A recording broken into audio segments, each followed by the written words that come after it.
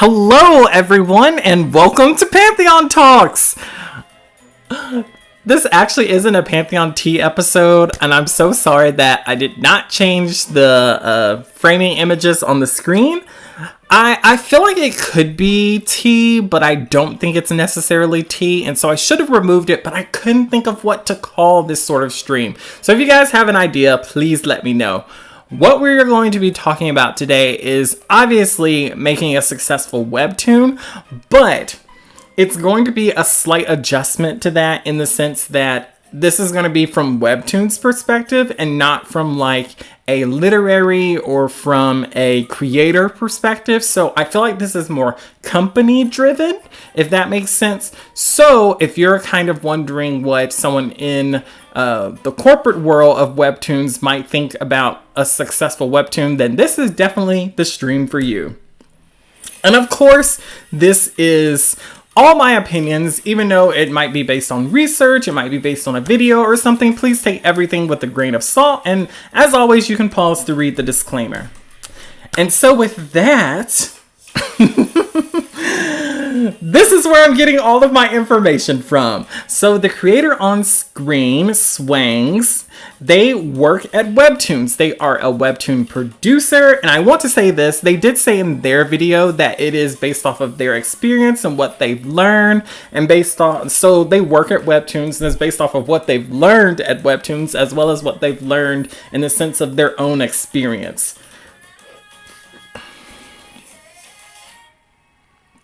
So, with that being said, I thought about possibly us watching the video, and then I said, well, I feel like if you are coming here, you want something different. So we're going to talk about the different points that Swang brings up. And so if you want to know exactly what Swang said, I linked the video down in the description.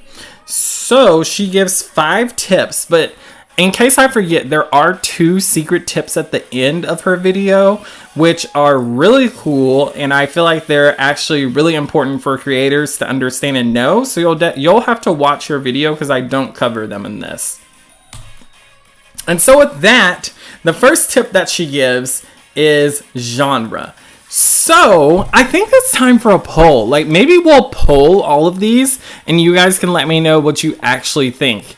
Is your genre important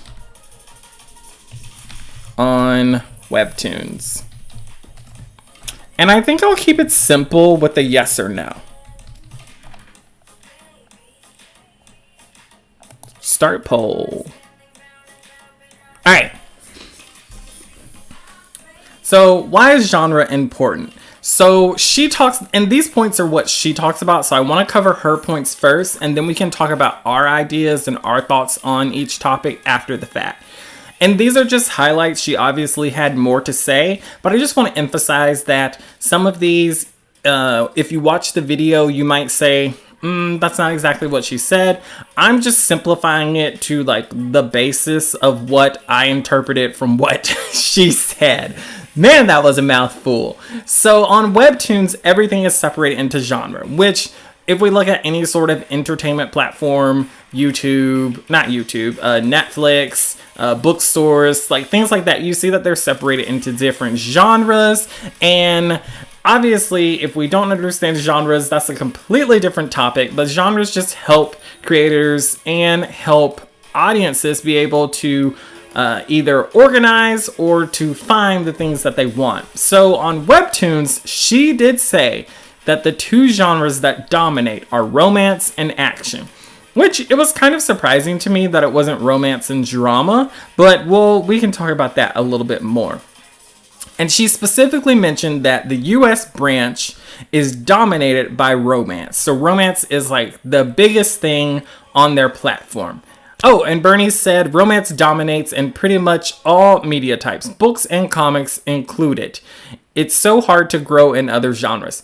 I could agree with that. I do think that there is like the action genre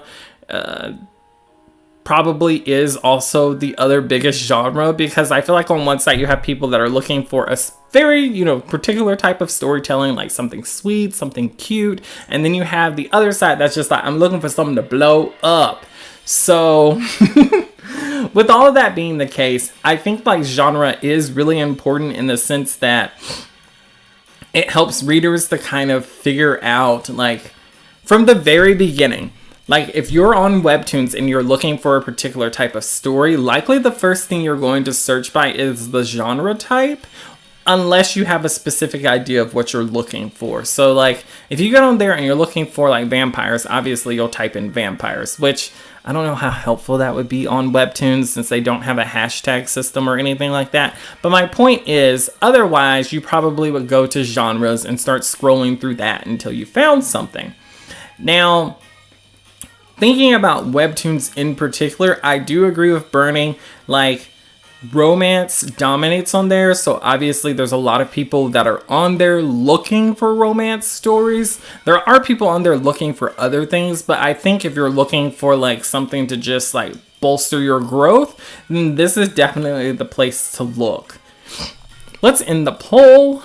End the poll.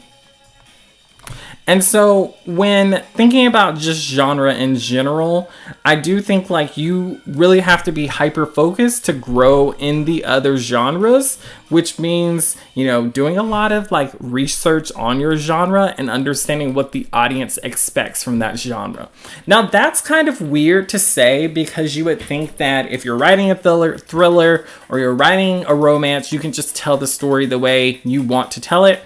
There are rules to each genre, which is kind of interesting in of itself, but I think a lot of creators don't understand that. And so like sometimes if you're marketing your story in a particular way, like you're marketing it as a romance, but really it's a tragedy, then people probably aren't going to be too happy about reading, you know, your story, or you might be upset with reviews on your story because it's marketed wrong and to the wrong group of people.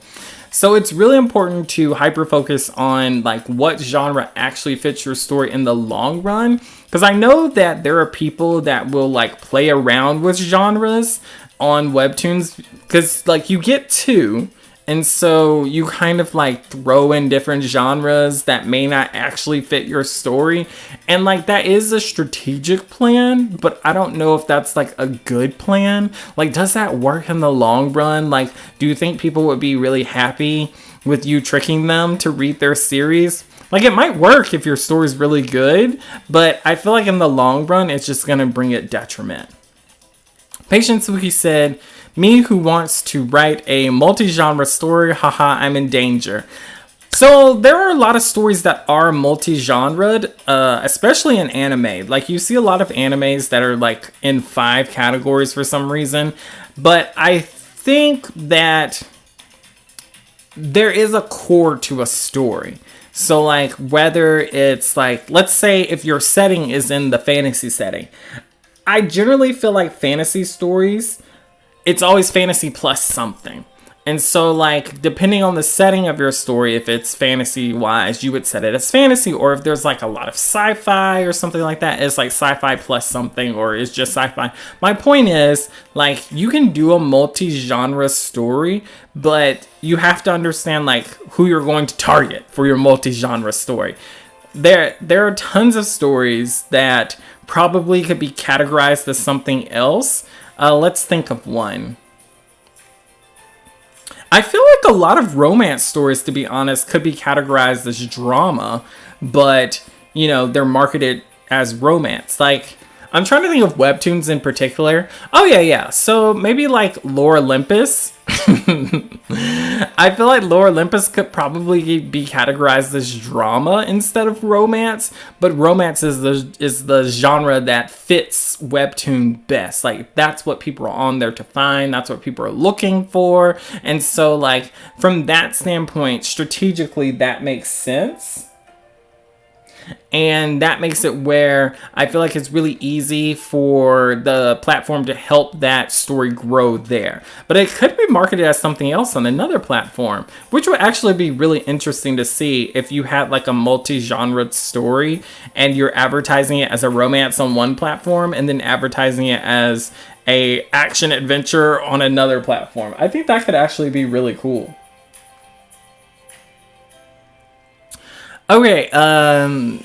Leah said, reader expectation is definitely a huge aspect of genre. Yes, I really feel like genre is really for the reader. Not 100%, but I feel like it does help the readers to figure out exactly what they're looking for and what they want. And so it does involve some thought, I feel like, even in the pre-production phase of what your genre is, because that's going to affect the rest of the storytelling. Like, again, going back to romance, if we're talking about a romance story and that's how you're marketing it, and then, where was I going with this? Reader expectation is definitely a huge aspect of genre. Where was I going with this? I don't even remember. Like, I was literally mid-sentence and my brain just died. I guess I'll have to come back to that. I feel really dumb. I think that's the first time that's happened on stream where I completely lost the plot. Alright, I'll come back to it. Hopefully it'll come back. Cantella said, I like fantasy and food. Is that a genre? Is fantasy and food a genre? Like, I've seen some animes that are about cooking, like fantasy, like cooking dragon legs or something. Like, I've seen that. But is that a genre? Atagong said, John Truby has said that genre helps to best express certain themes.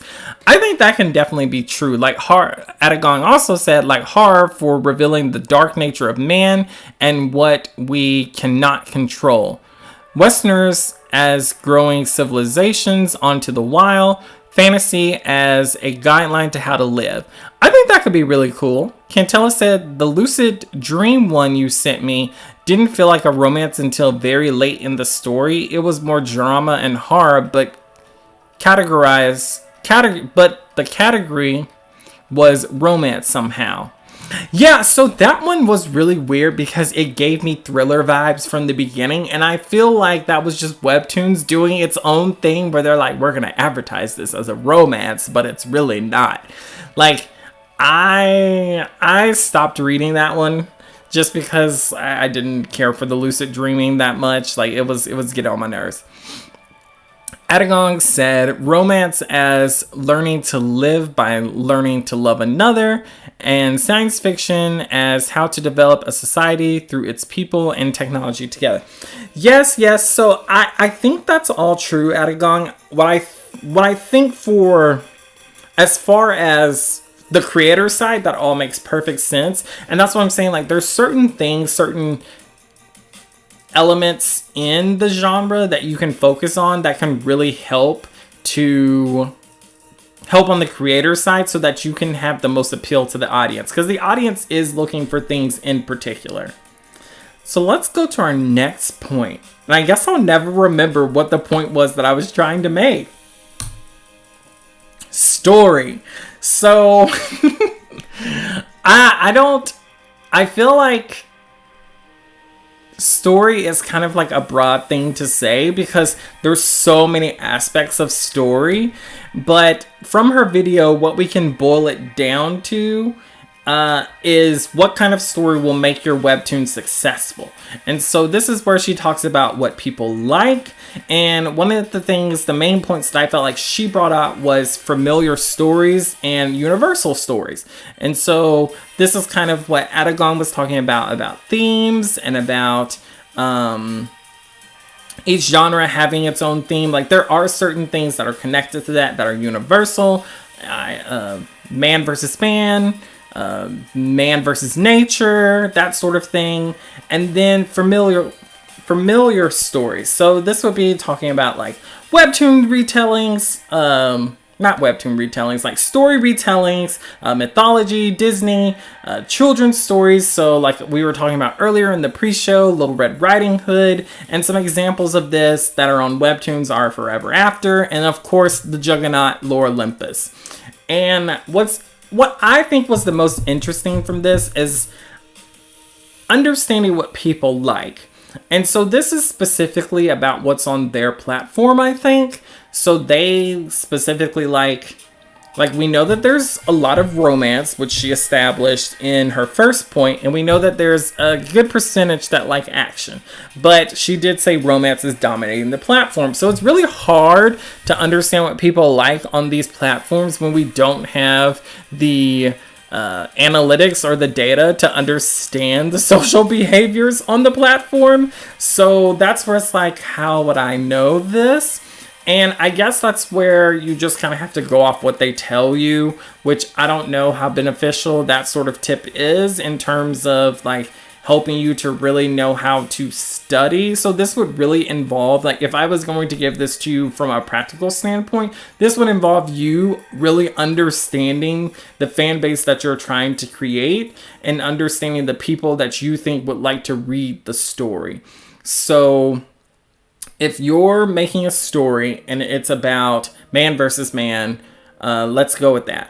So maybe you're leaning more heavily on the psychological side, and maybe you're leaning more heavily on like the self-worth, that sort of thing. And so once you kind of figure that out, then you can figure out who your main character is. Maybe it's a girl struggling with her self-worth, struggling with, loving herself. And so like that could fit into either like the heartwarming category, or that could fit into the romance category. So let's say you go with the heartwarming category, and that would mean you would have to start researching different stories in that category. So I would definitely look at like, what are the popular ones there?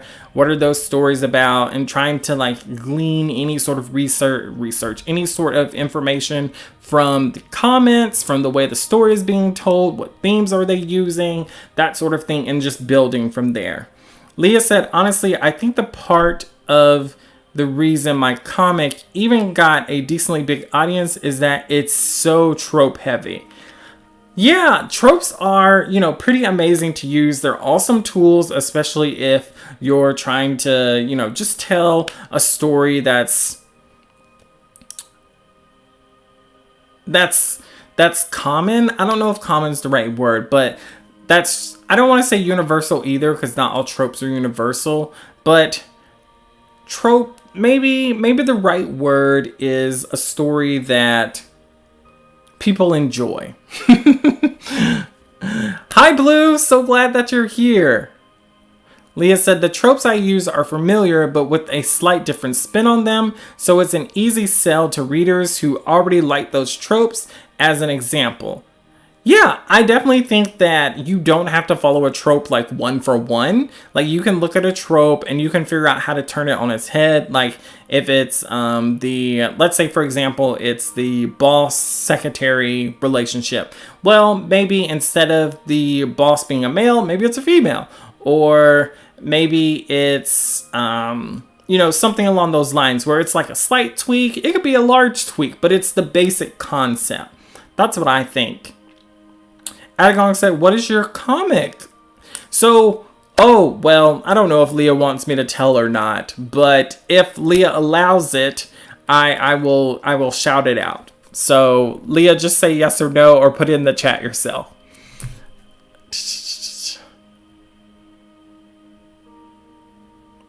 Okay, so back to this. So now, the story retelling.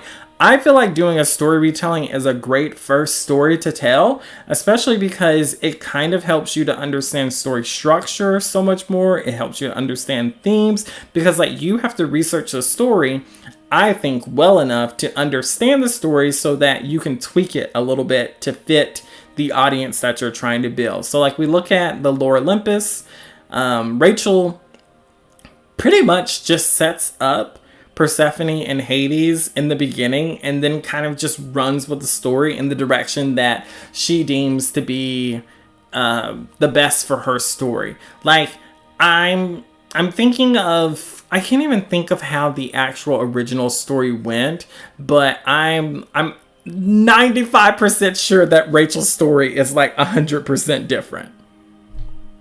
Let's move on to our next point, the audience. So we've already been talking about audience a bunch.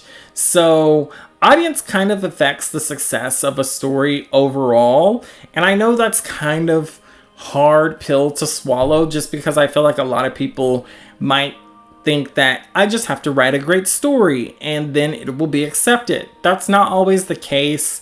Just because you're an excellent writer, an amazing writer, it doesn't mean that people are going to find your story. It doesn't mean that people are going to read your story. And it doesn't mean that people are going to enjoy your story, which is a hard pill that I think every writer needs to swallow. And so she actually makes a really good, I don't know if it was on the audience part, but she makes a really good illustration about how there are different audience groups, different audience types. So let's take Taylor Swift, for example, which I think she used in her video. But Taylor Swift has like mass global appeal. So like her fan base is huge. She's an amazing artist. And, you know, her fans are justified in their love for her, all that sort of things. But then let's take a smaller artist. Let's take like, who's a smaller artist that's a little more obscure? I can't think of anybody off the top of my head, so maybe you guys can chime in. I'm going to say, let's say Tia. So Tia is a smaller artist. So she has a decent sized following, decent sized fan base. But her fan base is more obscure, more low-key maybe. And it's not saying that she's not a great artist. It's not saying that she's not qualified or that she doesn't have global or mass appeal. It's just a different audience, a different marketing strategy. But both are amazing in their own right. And I think that's one of the hardest things to accept as a writer, as a creator, is that sometimes your story doesn't have mass appeal, and you have to accept the fact that the people who are supporting you, or the audience that's supporting you, like that's your reach for that project right now, or that's your reach right now as an audience person. My brain is like fried apparently, as you're growing your audience. So the only thing about that is once you understand, I think, who your audience is, who your people are, like, which involves research, obviously, you have to make sure that you're targeting that audience. Adagong said, my audience is definitely more teenagers to young adult. So that's like, I feel like teenagers and young adults is a good place to start, but when you have a target audience, that's like where you're really like deep focusing on the people that are in that group. Like a young adult and a teenager, that's like, those are good areas to know, like that age range. And I think it helps a bunch to know that, because like the way you market towards a teenager or a young adult would definitely be different to the way you market to someone in their 60s. And so now I feel like once you know that, you can like pinpoint even further who you're trying to market to. Are you trying to market to males, or you're trying to market to females? Or I should say like more of a feminine aesthetic versus a masculine aesthetic. Maybe that would be a better way to go. And then like honing in even more, like, okay, I want to do a more feminine aesthetic. Well, what are colors that would attract that sort of audience? What are, I don't know, should we say tropes?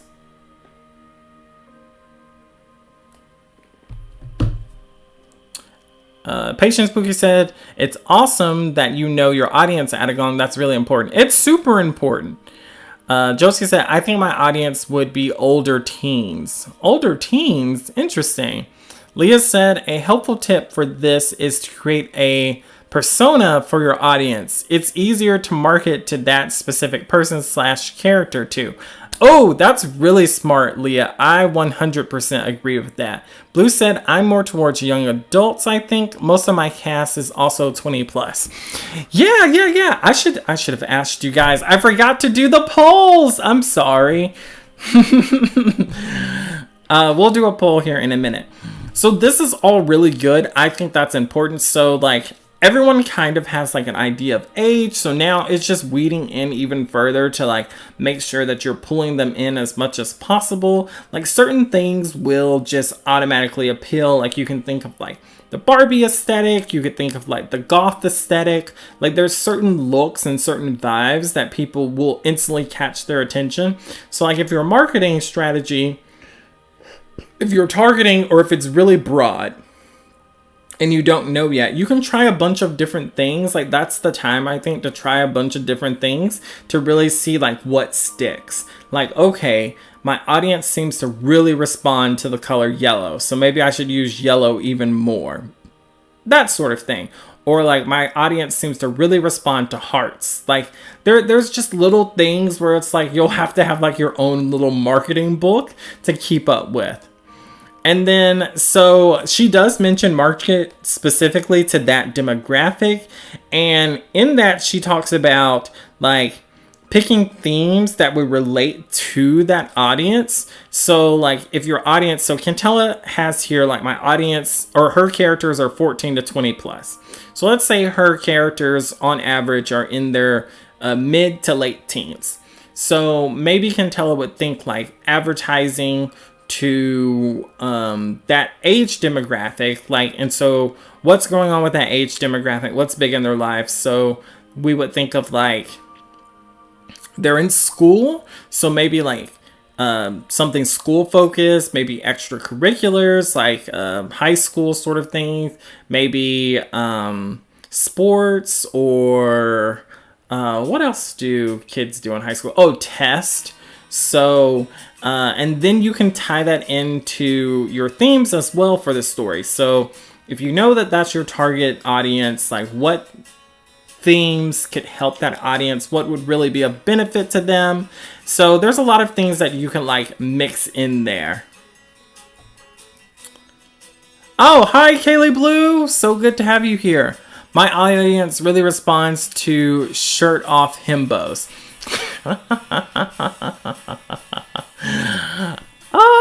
I was gonna say, like, I feel like who doesn't respond to attractive characters? Like, I don't know, but himbo is a specific, so you might have something cooking over there, Kaylee. Leah said, in marketing, it's easier to market towards a specific audience, avatar / persona. The broader you go, the less likely you and your intended audience will actually see it, especially with social media. As a side note. Oh, so I don't know if I should share this or not, but Leah works a little bit in marketing, so she's actually the one who I think would have like the most helpful tips on this. Obviously, I'm not a marketing person, so I would think that taking what Leah says to heart would actually really help all of you guys. So if you're not following Leah, you can definitely check out her page, check out and see how she advertises her comic, how she's built up her following, that sort of thing. And then I'm just gonna say this, copy Leah. Blue said, oh man, my audience likes the hot male swordsman. So, okay, I would say if your audience loves a particular character, then market the heck out of him, because probably other people would like that as well. Like, here's the thing. If you have a character that people are just like in love with, like that whole character could be your entire brand. And I think a perfect example of this is Jujutsu Kaisen with that white-haired character. What's his name? Gojo. Like, I see so many things where people are like, he's got Riz, Gojo before Riz, Gojo now with Riz. Like all this crazy stuff. Like, I see him in so much stuff that's not even related to Jujutsu Kaisen, that I feel like he just brings people in for no reason. Oh my good grief. Cantella, cooking test, yes. Cantella, what is going on with this cooking? I'm very interested to understand what's happening with the cooking. I guess you could have home ec in your comic. Oh man. Patient Spooky said, that's why I'm trying so hard to improve my art. I want my characters to be so attractive that they advertise themselves. So certain aesthetics, like I'm thinking like the what is that? Is it Has Been Hotel? None of those characters to me are attractive, and I'm sorry if I'm offending people. Like, don't come after me. None of those characters are that attractive to me, but like they blew up on social media, and so sometimes I think it's like not necessarily like a hot thing, but sometimes it's an aesthetic thing. Like the fit is like really cool. That made me think of that girl that's like, is it the fit or is it the amen? Like, that made me think of that chick. Oh man. Okay, so looking back at this. So basically she said once you figure out your target audience, your demographic, you've picked your themes, she says that you should really do a deep dive with market research to understand your audience. She's like, you want to know what they're drinking, you want to know what they're eating, what they do in their free time, what shows they're watching. She said you want to know all of that type of stuff because that helps with being able to advertise the comic. So it's one of those things where I feel that knowing your audience is just another hat that you'll have to wear as a creator.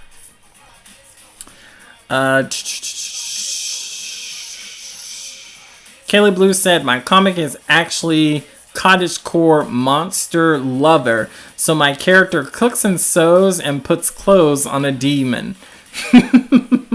That's so cute. Kaylee, I don't think I even know what your comic is. You'll have to send me a DM for it so I can look it up. Can tell us that one of my main characters is a cat chef. What? You guys have such adorable story things going on. Like, what's up with this?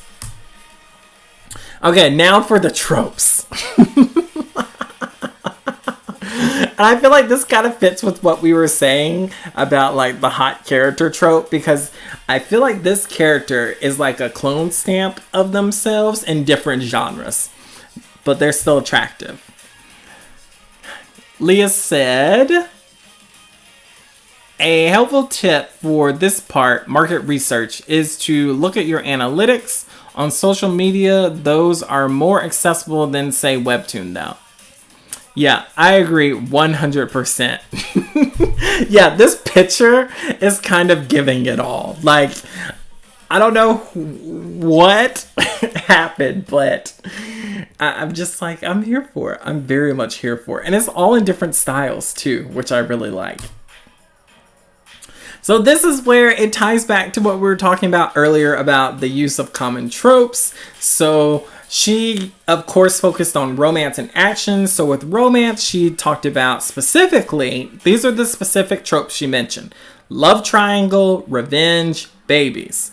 Action, so she said isekai, hand-to-hand combat, and then, I forgot what she said, and I meant to go back and look it up. But like, where the world becomes a game, so like solo leveling, that sort of thing. Gamification? I can't remember what she said. I just remember when I was typing out my notes, I was like, it's something game related. So the world becomes a game. Now, looking at Webtoons, I definitely would say that I feel like these tropes are heavily used on there, like in circulation. Now, isekai is a really broad genre, so like pretty much after they've been isekai, like anything could happen in the story. It could go almost any type of way, and isekai kind of doesn't just apply to action. It can apply to any genre, technically, but I'm not going to go into that. This is just what she mentioned specifically, so I'm taking this with the idea that this is what Webtoons views as what's popular on their page. And then she talked about character traits, which one of the funny things that we mentioned, hot characters. So obviously, you know, drawing your characters in an attractive way or in a way that will, people will be interested to, you know, read the story, look at the panels, look at the art, that sort of thing is obviously a good selling point. She also talked about like, different traits, so like having a likable character and a positive character, those are things that work really well, I'm assuming, on Webtoons, and we do see that a lot where like I feel like it's kind of rare on Webtoons to get a pessimistic character as a lead. Like generally the characters on there are very like rainbows and butterflies, or like I'm gonna be the Hokage sort of mentality. Like it's very much mind over matter sort of situation. Adagon said, tropes are always going to be on your story as nothing is truly original. So it's best really. So it's So it's best to study tropes. What stories they appear in, what tropes a story has, and how certain tropes are used. Like Jordan Peele's Get Out was influenced by the trope of the black character always dying in an action movie. And Shakespeare's Hamlet plays and subverts many of the tropes found in many revenge plays at the time. 100% agree. So this is what I was talking about earlier. Like, you can have a particular trope and then you don't have to follow it unless you want to. Maybe you enjoy writing that trope.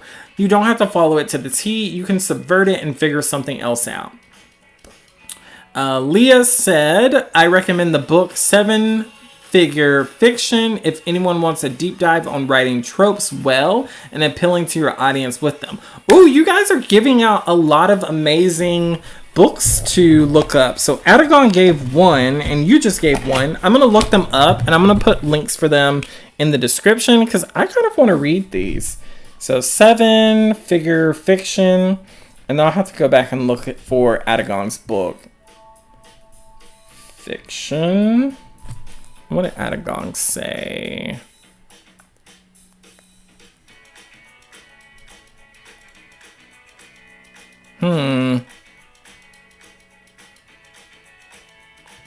John Truby? Anatomy of Genres.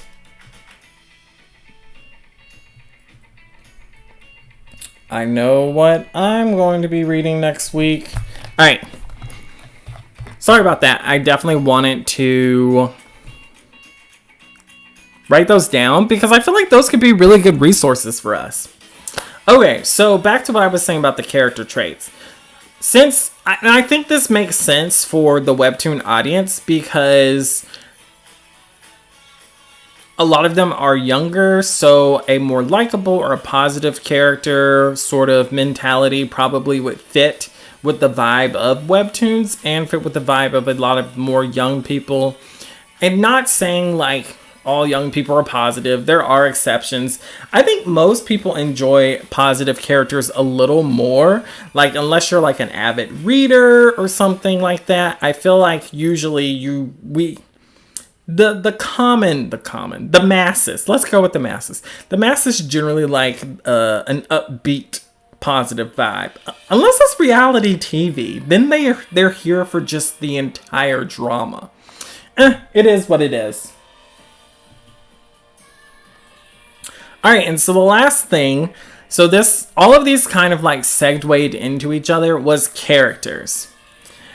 And this involves picking the right main character. I think this is so important, and it can be really hard to understand if you're a new writer. Not every story is made for your main character that you originally started with. So, especially depending on who your target audience is.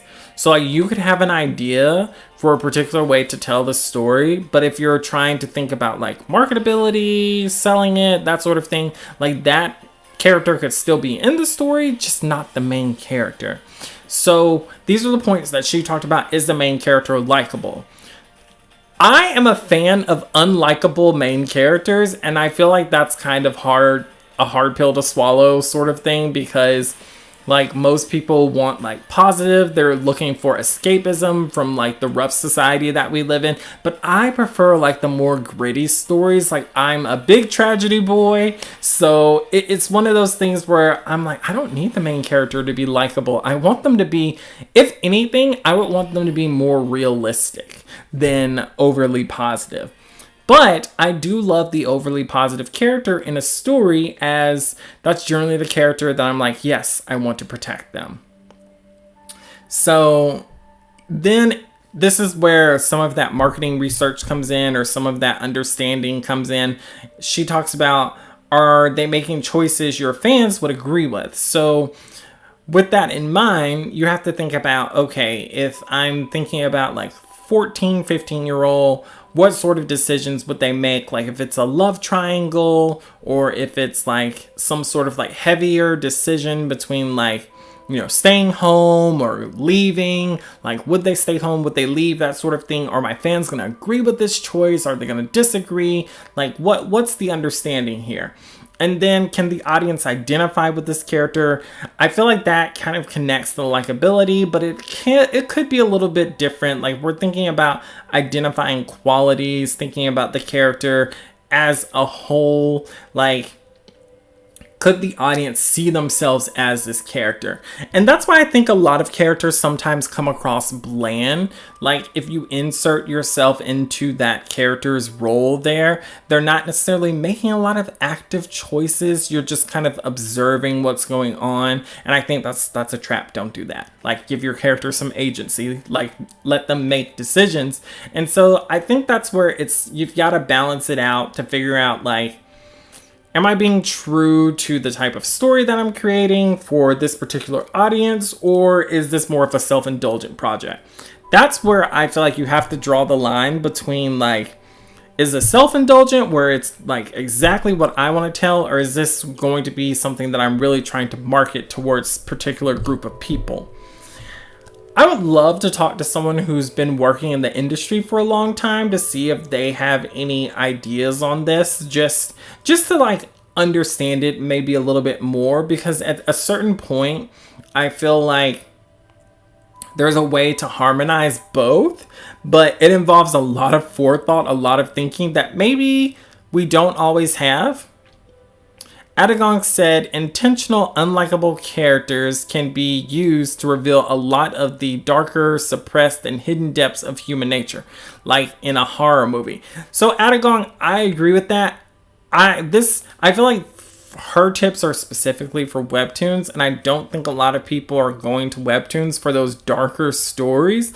And so that's why it's like, someone reading it on Webtoons might not pick up any steam necessarily. Not saying that it wouldn't have a fan base or a following, because there are series on Webtoon that are darker that do. I just think she was talking about as a broad tip into growing your success. So, but I'm all for it, Adagong. Bring me on the journey. I want to go where the characters are going into the night. Leah said, side characters can help too, I think. Like, my main character is kind of stoic and serious, but she's surrounded by characters that are a bit more charismatic who bring the comedy. So that helps. Or at least that's what I tell myself. I worry she's too boring. She could be boring. Like, there are certain characters that are just boring and the cast around them is so much more amazing. And I'm not saying she is, Leah. I'm just saying, like, I feel that that's definitely something that if you're doing it on purpose could definitely work, because it's kind of like, who's she going to meet now? Oh, I love this character when they're on screen, that sort of vibe, and that could really work. Josie said, having charismatic side characters for stoic main protagonists can help balance things out. So I will say this. So I've recently been reading Superpowers, and there's a character in there that has definitely leading man syndrome, but he's a robot. And I feel like the story from his point of view is very fun and interesting for the short amounts of periods of time that he's on screen. But I don't think I could have read 4 books of him talking about things from his viewpoint, because they're just so analytical and stagnant.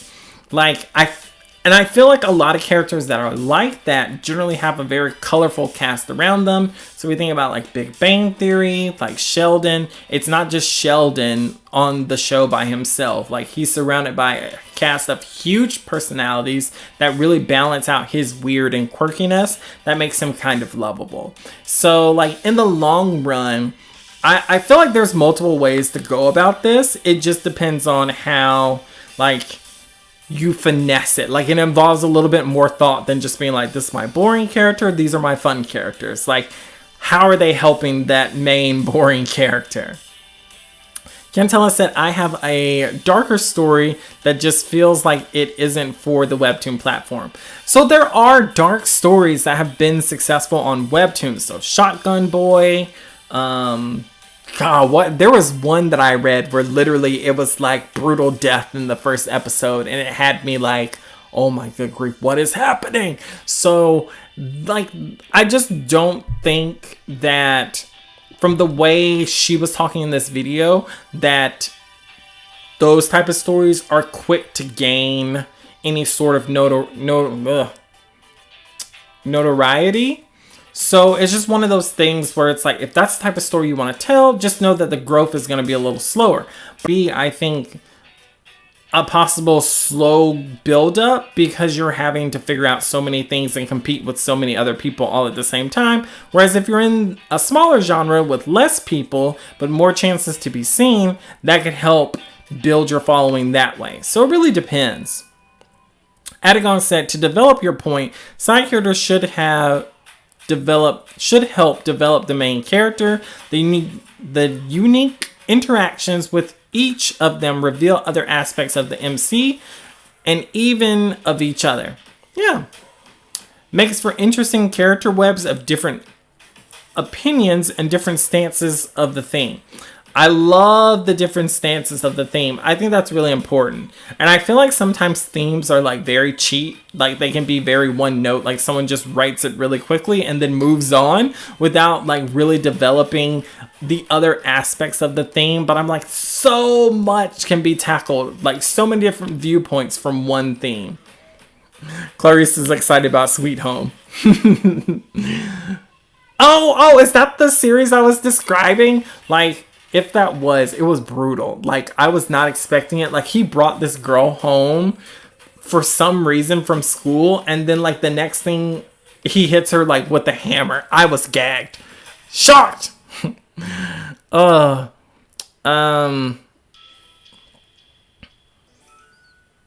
Blue said, this is hard with an ensemble cast. I've got, like, 7 characters. I would consider the mains we followed through most of the comic.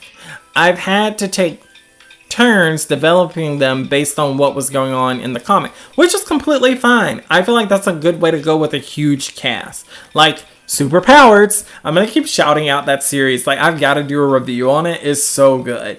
Has 5 main characters, and then they have, like, some chapters focus on side characters where like none of the main characters are in the chapter, but it's so good. Like Blue, I think you would really like that series.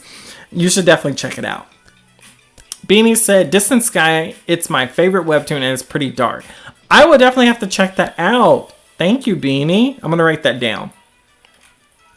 Adagong said, a story should attack the main character and sides to their core, whether it be attacking their fatal flaw, trauma, or pushing them to take more extreme actions as the conflict grows. Yes. Maybe not all at once, so that you can focus on something. I feel like a story really should help the characters to develop and grow.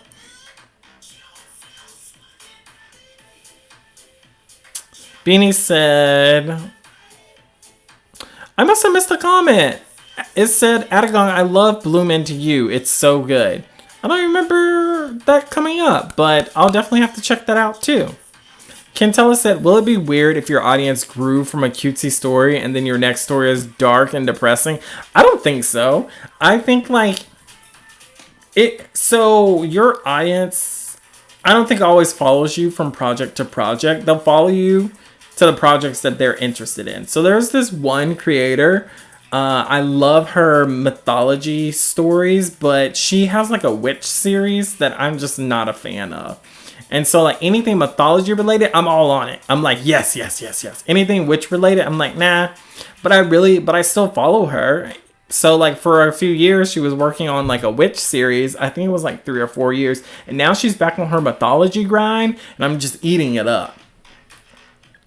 Adagong said, yeah, Beanie, I'm reading the manga and I'm loving it. Really hits home with how I feel about love.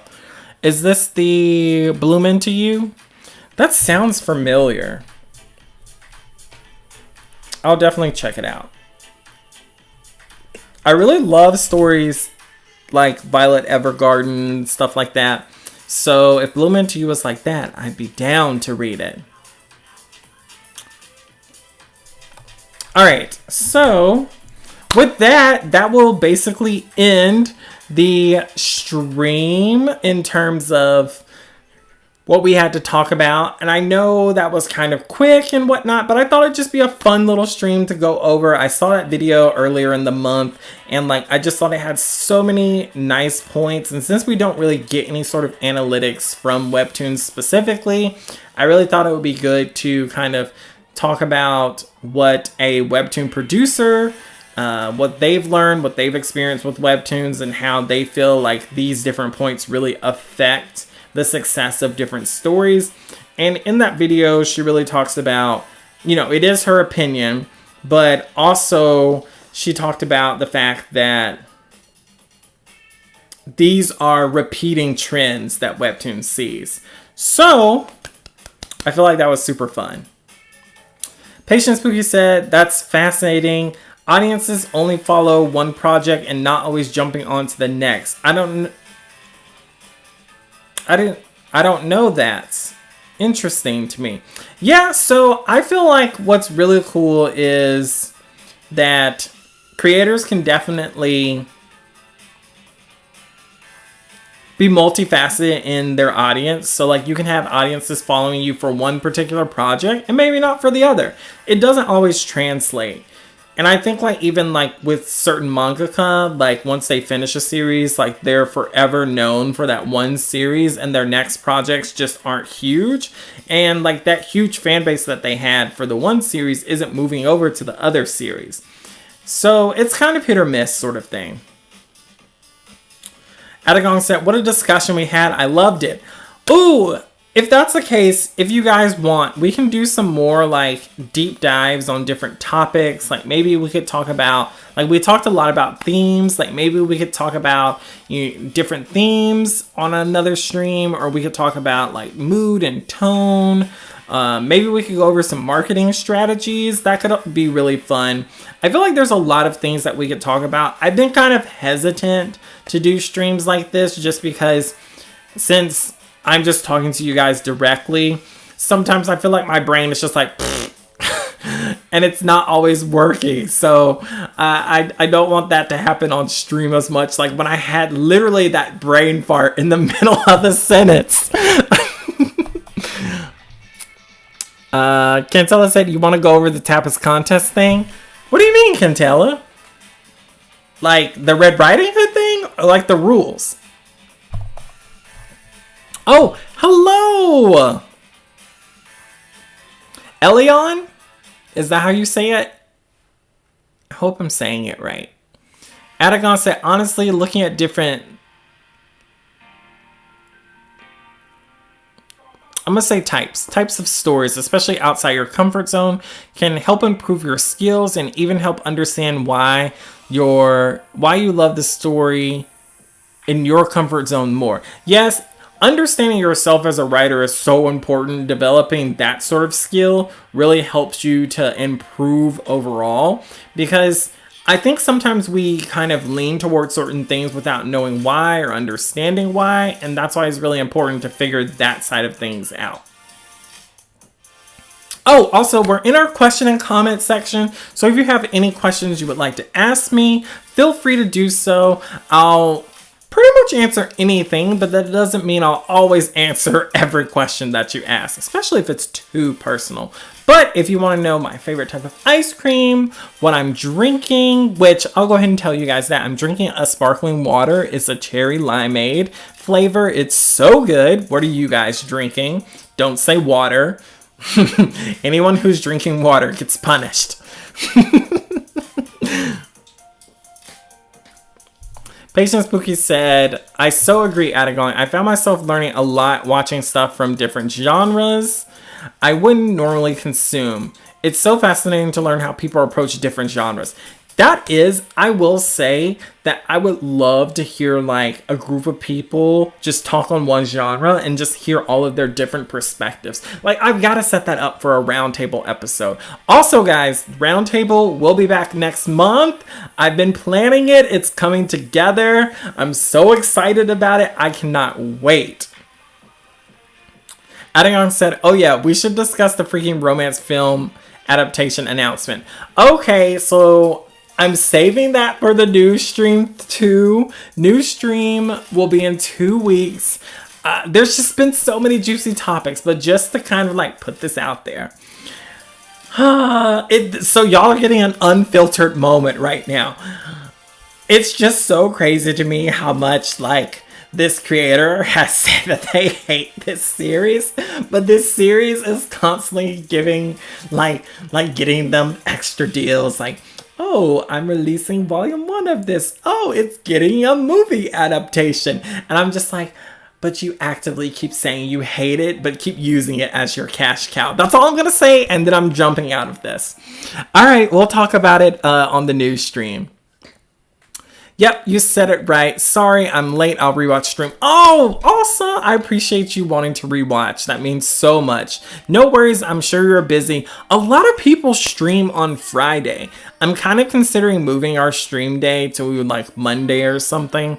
I don't know yet. I feel like Friday's our day though, right? Like everybody kind of has like Friday in mind. So I don't know if I want to keep it there yet or not.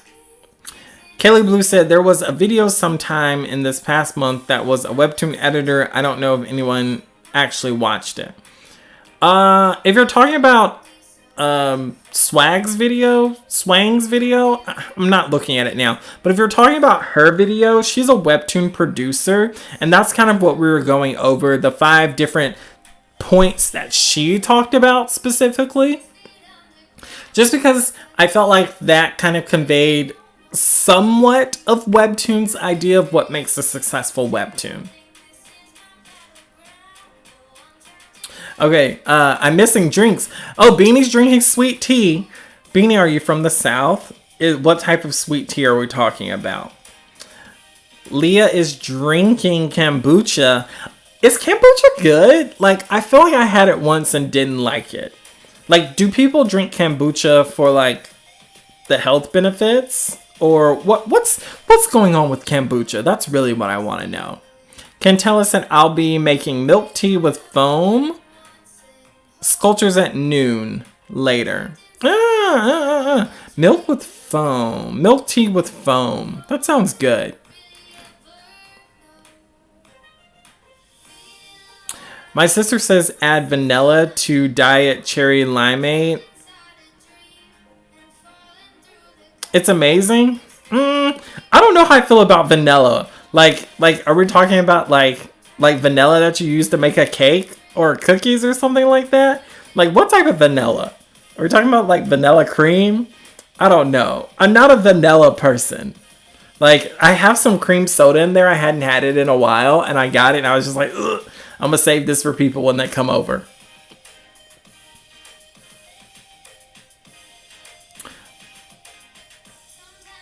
Kelly Blue said, it's like a musician that hates their big song. Yes! I'm like, so you're upset at the product that you created to make you money. And now that it's making you money, all you want to do is bash it. But I will say this creator has not said anything about it in a while. And as you guys know, I'm saying this creator, but we all know who it is. No, it was a guy. It was a guy. Kaylee Blue, if you come across that video, send it to me. I'm very interested now. Webtoon editor made a video. Who is this person? I need to know. I want to contact them. I want them to come on stream so we can interrogate them. Beanie said peach tea. I'm from... You're from Mississippi? What? That's insane. I love it though.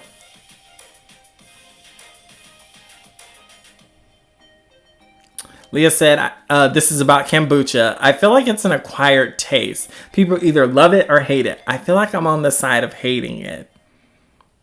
From Sonic. Oh, I know exactly what you're talking about now. Okay, Ilion, I got it. Vanilla syrup is what she's saying. I'm not sure. Okay, that's completely... Okay, I know exactly what she's talking about now. I will try it because she mentioned it. I don't have any vanilla syrup, but I know exactly what she's saying. Next time I'm at Sonic. Okay, well, if there are no other questions, I'll go ahead and start wrapping up the stream. with our creator shout out. So the series, this is for one of our amazing Instagram followers. So I try to shout you guys out as much as possible, which I think what I'll start doing is leave me a comment down below of what your series is, and it will have a chance to be featured in our next live stream. So the creator is Sharky Toon. Their series is Dorothy My Darling. It is a romance, crime, and mystery. And so the series description says, Dorothy My Darling is a dark romance about a girl from a troubled home and a serial killer. Seeing him as a way out of that life, falling into a deep love for him, and having overwhelming feelings he's never felt before, these two events decide their fate together. So it's super cute. I think it's adorable. So send them some love. Maybe check them out. Their link is in the description. Give them a heart. Give them a like, a comment. Do all the things for them. Maybe help bolster somebody's ego today. Make them feel really good about themselves. And the drawings are super cute. And our question to the community. So from Webtoon standpoint, so if you're trying to put your brain in Webtoon's position, what do you think makes a successful Webtoon series? So like, what would Webtoon say? So we covered a few points today, but I want to know what you guys think. What points did we miss? What points were not addressed? From a corporation standpoint, what really makes a Webtoon successful? And then a thank you to our patrons, and we got a new one. You guys are blowing us out of the water this month. Like, we got another new patron. That's so amazing. I really appreciate it. So, you know, all the hearts to them. Thank you so much for supporting us. And with that, we will close out the stream. So please, do all the YouTube things, and I will catch you in the next video.